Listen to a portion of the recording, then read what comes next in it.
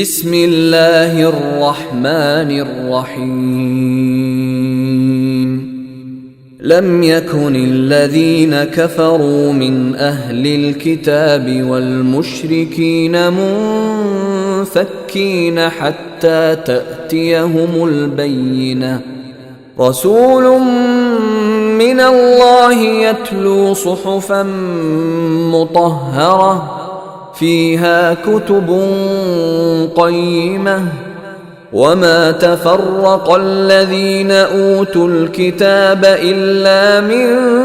بعد ما جاءتهم البينة وما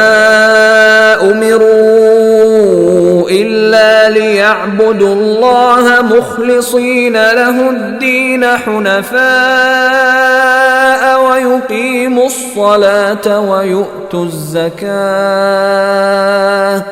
وذلك دين القيمة إن الذين كفروا من أهل الكتاب والمشركين في نار جهنم خالدين فيها أولئك هم شر البرية إن الذين آمنوا وعملوا الصالحات أولئك هم خير البرية جزاؤهم عند ربهم جنات عدن تجري من